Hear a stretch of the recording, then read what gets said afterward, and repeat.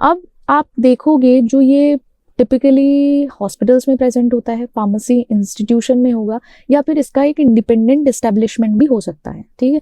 Drug and poison information centre, इसके protocols होते हैं कुछ, ये हमारे जैसे एक तरीके से आप सोचो वो आपको ड्रग की इंफॉर्मेशन प्रोवाइड करेंगे। अब आप इसमें देखो हमारे प्रोटोकॉल में ट्रियाज आता है, इंफॉर्मेशन ट्रियाज जैसे अर्जेंसी है, अर्जेंसी की टाइम पे एक्सेस किया जाएगा, या फिर कोई ऐसा पॉइजनिंग केस है जहाँ पे लाइफ थ्रेटनिंग कंडीशन आ चुकी है तो वहाँ पे उसको प्रायोरिटाइज किया जाएगा उसके बेसिस पर। इंफॉर्मेशन कलेक्शन जो होता है, इंफॉर्मेशन कलेक्शन के टाइम पर वो डिटेल्स कलेक्ट करते हैं पेशेंट का कि फॉर एग्जाम्पल उसने क्या पर्टिकुलर सब्सटेंस यूज़ किया है जो पॉइजन कॉज किया है, फॉर एग्जाम्पल किसी ने कौन सा सब्सटेंस लिया है या कितने अमाउंट में ले लिया या कब लिया, क्या सिम्टम्स हुए। कभी कभी गलती से भी ले लिया जाता है और कभी कभी थोड़ा सा डिफरेंट पर्पस से भी लिया जाता है, तो इन्फॉर्मेशन होना ज़रूरी होता है। लाइफ थ्रेटनिंग सिचुएशन है तो वहाँ उसको प्रायोरिटाइज किया जाएगा। डेटा एनालिसिस के जो इन्फॉर्मेशन मिली है उसको एनालाइज किया जाएगा, जैसे कि स्पेशलाइज्ड रिसोर्सेज हैं उसको रिस्क और इंटरवेंशन के बेसिस पर देखा जाएगा। जो हमारे पॉइजन कंट्रोल प्रोटोकॉल्स हैं कि अगर किसी को पॉइजनिंग हो चुकी है तो उसको कैसे कंट्रोल किया जाएगा, क्या क्या हमें स्टेप्स फॉलो अप करने हैं। इंफॉर्मेशन डिसेमिनेशन होता है, इंफॉर्मेशन डिसेमिनेशन में एक तरीके से क्लियर एविडेंस बेस्ड रिकमेंडेशन होता है कॉलर को या फिर किसी भी हेल्थ प्रोवाइडर को, पेशेंट्स को, या फिर फॉर एग्जाम्पल किसी को भी पॉइजनिंग हुई है, ठीक है, और उसको आप एक होता है ना सर्विस पे कॉल करते हैं तो पूछते हैं कि हाँ ये हो गया, तो जब कभी भी आप क्या कह सकते हो उसको, जब भी कभी किसी को फर्स्ट एड देना होता है उस टाइम ना इन्फॉर्मेशन प्रोवाइड की जाती है। कोई भी कॉलर हो जिसमें हमारा हेल्थ केयर प्रोवाइडर भी हो सकता है, पेशेंट है या पब्लिक में, तो वहाँ पे इन्फॉर्मेशन डिसेमिनेट की जाती है। साथ ही साथ फॉलो अप लिया जाएगा, जो क्रिटिकल केस है उसको मॉनिटर किया जाएगा जिससे कि ये मेक श्योर करें, ये देख सकें हम कि वहाँ पे पॉजिटिव आउटकम रिसीव हुआ है या नहीं। डॉक्यूमेंटेशन ज़रूरी होता है हर जगह रिकॉर्ड्स के लिए कि फ्यूचर रेफरेंस या रिसर्च बेसिस के लिए डॉक्यूमेंटेशन ज़रूरी है। अब इसका फंक्शन क्या है, जो हमारे ये DPIC है इनका फंक्शन क्या होता है। सबसे पहला फंक्शन है ड्रग इंफॉर्मेशन प्रोवाइड करना मेडिकेशन के बेसिस पर, कि मेडिकेशन के बारे में इंफॉर्मेशन देंगे जिसमें हमारी डोजिंग, साइड इफेक्ट और इंट्रैक्शन होगा कि पर्टिकुलर जो मेडिकेशन है उसकी डोजिंग क्या है। पॉइजन मैनेजमेंट में एक गाइड होगा जो आइडेंटिफिकेशन और मैनेजमेंट करेगा, जैसे कि एक तरीके से जो पॉइजन पेशेंट था उसके बारे में, जो पॉइजन लिया गया है उसको आइडेंटिफाई करेगा। फिर उसको मैनेज करने के लिए बहुत सारी चीज़ें की जाएंगी जिसमें हमारी फर्स्ट एड आता है, फर्स्ट एड दिया जाएगा सबसे पहले, और ट्रीटमेंट के लिए एडवाइस की जाती है। फिर पब्लिक एजुकेशन होता है जिसमें पब्लिक को एजुकेट किया जाता है सेफ मेडिकेशन यूज़ के लिए और पॉइजन प्रिवेंशन के लिए कि पॉइजन को कैसे प्रिवेंट कर सकते हो। देखो हर जगह ऐसा नहीं होता कि ज़बरदस्ती या जानकर लिया जाए पॉइजन, कुछ कुछ टाइम पर ऐसा होता है बाई चांस हो जाता है, गलती हो जाती है, तो वहाँ पर एक एजुकेशन होना ज़रूरी होता है। प्रोफेशनल एजुकेशन में वो एक तरीके से हेल्थ केयर को ही ट्रेन किया जाता है, जो हमारे हेल्थ केयर प्रोफेशनल्स हैं उनको ट्रेन किया जाएगा, उनको बताया जाएगा कि इसको मैनेज कैसे करना है, ड्रग थेरेपी देनी चाहिए पॉइजन मैनेजमेंट के टाइम पर, या फिर जो भी चीज़ें हैं ज़रूरी हैं, नेसेसिटीज़ हैं, वो प्रोफेशनली उनको एजुकेट किया जाएगा। फिर एक हम रिसर्च के बेसिस पर जो डेटा कलेक्ट किया गया है उसको यूज़ किया जाएगा, किसके लिए, पब्लिक हेल्थ के लिए, या कोई इंसिडेंट हुआ है पॉइजनिंग का वो रिसर्च और पब्लिक हेल्थ के लिए यूज़ किया जाएगा। मेडिकेशन को जो मेडिकेशन एरर हुआ है जिसकी वजह से पॉइजनिंग हो सकती है तो वहाँ पे उस पर रिसर्च की जाती है, देखा जाता है। और ये सारे प्रोटोकॉल्स और फंक्शंस होते हैं जो सपोर्ट करते हैं या एक तरीके से बताते हैं हेल्थ केयर के प्रोफेशनल्स को कि क्या क्या आगे इनिशिएटिव्स लेने हैं। सोर्स क्या हो सकता है, ड्रग इंफॉर्मेशन के बहुत सारे सोर्सेज हो सकते हैं। जैसे हमारा प्राइमरी सोर्स में जो ओरिजिनल रिसर्च होती है उसमें वो न्यू फाइंडिंग्स प्रेजेंट करते हैं। ओरिजिनल रिसर्च में सब कुछ नया होगा, कुछ लिया दिया नहीं होगा। पहला हमारा क्लिनिकल ट्रायल्स आते हैं, उसमें वो ड्रग की एफिकेसी और सेफ्टी देखते हैं, उसको स्टडी करते हैं। केस रिपोर्ट में वो डिटेल्ड जो रिपोर्ट होती है इंडिविजुअल क्लिनिकल केसेस की वो देखते हैं, ये हमारी ओरिजिनल रिसर्च होती है। रिव्यू आर्टिकल्स में जो एग्जिस्टिंग रिसर्च है, जो पहले से ही रिसर्च हो चुकी है, उसकी समरीज प्रोवाइड कराते हैं, ठीक है। ये एक तरीके से आप ये सोच सकते हो कि इन्फॉर्मेशन आपको मिलेगी कहाँ से आप इन्फॉर्मेशन कलेक्ट कर सकते हो और ये सब चीज़ें बता सकते हो। ये पर्टिकुलर जगह है, ओरिजिनल फाइंडिंग से आप बताओगे। ठीक है, वो हमारा प्राइमरी सोर्स कहलाता है। सेकेंडरी सोर्स में हमारे अदर आ जाते हैं, जैसे कि इंडेक्सेस हैं, एब्स्ट्रैक्ट हैं, वो लिटरेचर के बेसिस पे प्रोवाइड किए जाते हैं। जैसे हमारा पबमेड और मेडलाइन होता है, वो बायोमेडिकल आर्टिकल्स का डेटाबेस है। देखो, आपको ऐसा नहीं है बुक्स से ही सब कुछ मिलेगा, अब इंटरनेट है तो वहाँ से आप अवेलेबिलिटी देख सकते हो बहुत सारी चीज़ों की। इंफॉर्मेशन कलेक्शन आपको अलग अलग तरीके से मिल जाएगा। सेकेंडरी सोर्स में हमारे एमबेस है, एक तरीके से रिसर्च डेटाबेसेस हैं जहाँ पर कंबाइंड डेटा कलेक्शन होता है किसी भी पर्टिकुलर चीज़ का आर्टिकल्स बेसिस पे। वहाँ आप देख सकते हो कॉकरेन लाइब्रेरी है, वहाँ सिस्टमैटिक रिव्यूज़ होते हैं, मेटा एनालिसिस होते हैं, वो कलेक्ट होते हैं। ये टाइम टू टाइम अपडेट रहते हैं, अपडेटेड होता है, इसलिए हम इनको प्रेफर कर सकते हैं। जैसे अभी 2024 चल रहा है तो सारा अपडेटेड डेटा अवेलेबल होगा पबमेड पर भी, एमबेस में भी और कॉकरेन लाइब्रेरी में भी। क्लिनिकल ट्रायल्स भी आपको एक तरीके से ओरिजिनल है, ये भी अपडेटेड फॉर्म में होगा क्योंकि पब्लिश होते रहते हैं findings time to time. Tertiary source जो हमारा आता है, अगर आपको कभी भी क्विक रेफरेंस लेना है, जैसे ड्रग मोनोग्राफ है जिसमें हमारी डिटेल होती है ड्रग की इन्फो में, जैसे रिसोर्सेज हैं लाइक पीडीआर, माइक्रोमेडिक्स और ये लेक्सिकॉम, एक तरीके से ड्रग मोनोग्राफ हैं। आपको जल्दी रेफरेंस चाहिए तो इनको यूज़ कर लो।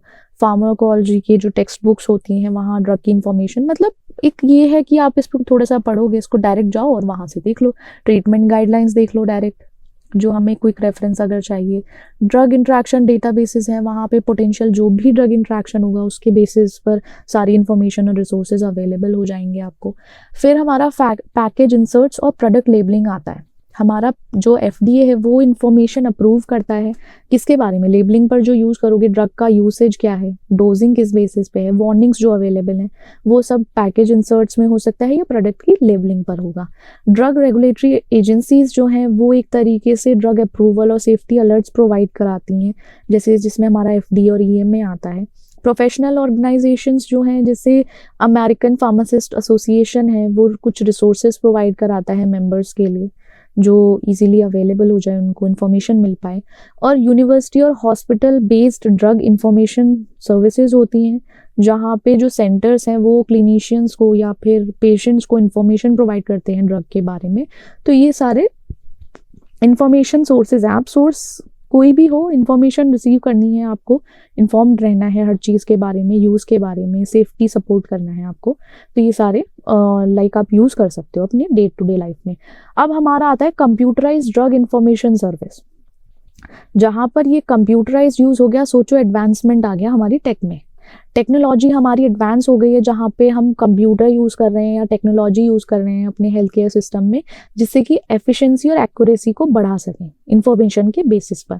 जैसे हमारा इलेक्ट्रॉनिक हेल्थ रिकॉर्ड्स हैं, ठीक है, वहाँ पे रियल टाइम में जो पेशेंट डेटा है उसको आप एक्सेस कर पाओगे। साथ ही साथ जैसे उसमें ड्रग इंफॉर्मेशन है या पर्सनलाइज केयर के लिए, वो सब अवेलेबल हो जाता है। फिर हमारा क्लिनिकल डिसीजन सपोर्ट सिस्टम है, वो एक तरीके से अलर्ट प्रोवाइड करेगा कुछ गाइडलाइंस के बेसिस पर।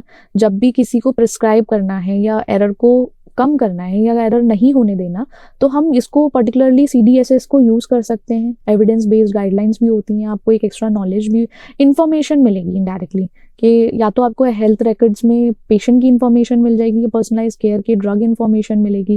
क्लिनिकल में वो प्रिवेंट करने के लिए आपको एक तरीके से इंफॉर्मेशन प्रोवाइड करेगा। ऑनलाइन डेटाबेसेस में आप देखोगे जैसे किसी के बारे में, किसी पर्टिकुलर ड्रग के बारे में इंफॉर्मेशन चाहिए या किसी पर्टिकुलर रिसोर्स के बारे में, रिसर्च के बारे में जो हुई है अभी हाल फिलहाल में, तो वो ऑनलाइन बेसिस पर उसको ऑनलाइन प्लेटफॉर्म से रिसीव कर सकते हो। जैसे हमारा लेक्सिकॉम है, क्लिनिकल फार्माकोलॉजी, पबमेड है, सब अवेलेबल होता है।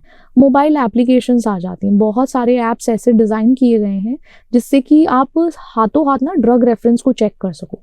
इंट्रैक्शन चेकर्स आते हैं या डोजेज कैलकुलेटर्स आते हैं, बहुत सारे ऐप्स बन गए हैं मोबाइल में जो अब ईजी हो गया एक तरीके से यूज़ करना। एक्यूरेसी भी अच्छी आती है, एफिशिएंट वर्क है और एक तरीके से डिसीजन मेकिंग पूरे हेल्थ केयर सेटिंग्स में देखा जाए तो जल्दी हो जाता है। तो हर चीज़ का एडवांटेज है अपना, बहुत जल्दी हेल्थ में या फिर एक तरीके से पेशेंट केयर में यूज़ किया जा सकता है उसको, तो इसलिए फ़ायदेमंद है। अब हमारा स्टोरेज और रिट्रीवल ऑफ ड्रग इंफॉर्मेशन। अब इफ़ेक्टिव स्टोरेज और रिट्रीवल ऑफ ड्रग इंफॉर्मेशन कैसे किया जाए जिससे कि एक तो ईजी एक्सेस हो जाए, यूजेबिलिटी हो, ज़्यादा समय तक यूज़ कर पाएगा, बहुत लोग यूज़ कर पाएँ। जिसमें हमारा सबसे पहले डेटा मैनेजमेंट सिस्टम, इसमें रिलेशनल डेटा बेसेस होते हैं। अगर आप देखोगे कि स्ट्रक्चर्ड स्टोरेज होता है जो एफिशिएंट डेटा क्वेरिंग को अलाउ करता है। अब क्लाउड बेस्ड स्टोरेज है, ये सब टेक के बेसिस पर हम देख रहे हैं कि बहुत सारे जो टेक्नोलॉजिकल एडवांसमेंट आ गए हैं वहाँ से कितना हेल्पफुल हो गया है। अब क्लाउड बेस्ड स्टोरेज है हमारा, ये तो सबको पता होगा क्लाउड बेस्ड, तो वो हमें स्केलेबिलिटी प्रोवाइड करता है और रिमोट एक्सेस प्रोवाइड करता है। अगर आप उस हॉस्पिटल में भी नहीं हो या आप अपने किसी पर्टिकुलर होम हो या हाउस में हो तो वहाँ पे उसको प्रोवाइड करेगा, या आप किसी कैफ़े में हो तो आपको जल्दी लाइक कोई इन्फॉर्मेशन चाहिए या कुछ चाहिए आपको इन्फॉर्मेशन, ड्रग के इन्फॉर्मेशन के बारे में, तो इजीली अवेलेबल हो जाएगा, आप उसको यहाँ से ले सकते हो। फिर हमारे इंडेक्सिंग और कैटालॉगिंग आते हैं, ये थोड़ा सा स्टैंडर्डाइज फॉर्मेट के बेसिस पर अगर देखो तो वहाँ कुछ टर्मिनोलॉजीज यूज़ किए जाते हैं ऑर्गेनाइजेशन के लिए, तो जैसे टेक्सनॉम है, ATC कोड्स हैं, तो ये यूज़ किए जाएंगे। अब हमारा मीटा डेटा टैगिंग आ गए हैं जिससे कि सर्चेबिलिटी इम्प्रूव हो गई, कीवर्ड्स के या आइडेंटिफायर्स के थ्रू इजीली आप उसको लाइक सर्च कर सकते हो, एक इम्प्रूव हुआ है ये हमारा। फिर हमारी सिक्योरिटी और प्रिवेसी के बेसिस पे अगर देखा जाए वहाँ पे एक्सेस कंट्रोल दिया जाता है। एक्सेस कंट्रोल में भी लिमिट एक्सेस होना चाहिए, कुछ पर्टिकुलर लोगों के पास जिनको परमिशन है वही, जैसे ऑथराइज पर्सनल हो गए, वो ही एक्सेस कर पाएंगे। ऐसा नहीं है सब लोग ड्रग इन्फॉर्मेशन रिसीव कर सकते हैं, अब सबको नहीं होता एक्सेस। फिर वहीं डेटा इंक्रिप्शन से क्या होता है, जो डेटा स्टोरेज के टाइम पे या ट्रांसमिशन के टाइम पे हुआ है उसको प्रोटेक्ट कर सके, लाइक स्टोर किया गया है वो कहीं जाए नहीं, एक तरीके से डेटा इंक्रिप्शन होना चाहिए ट्रांसमिशन स्टोरेज के टाइम पे, वो डेटा को सेफ रखे। यूज़र इंटरफेस होता है, यूज़र इंटरफेस में क्या है, हमारा सर्च फंक्शन है, सर्च फंक्शन में जो सर्च कैपेबिलिटीज़ हैं वो फिल्टर करता है, ठीक है, advance search capabilities with filters. साथ ही यूज़र फ्रेंडली डिज़ाइन है, इंट्यूटिव लेआउट होता है जिससे इजी नेविगेशन हो पाए। ये थोड़ा सा कंपैरेटिवली हमारे normal day to day world में इजी हो जाता है, यूज़र फ्रेंडली है तो इजी हो जाएगा नेविगेशन के लिए। अप टू डेट जो ड्रग इन्फॉर्मेशन है वो इजीली हेल्थ केयर प्रोवाइडर्स के पास जा सकती है अगर वो ये सब मेथड फॉलो करें, इन सब चीज़ों को यूज़ करें। टेक को यूज़ करने से बहुत ईजी हो जाता है लाइफ गोइंग।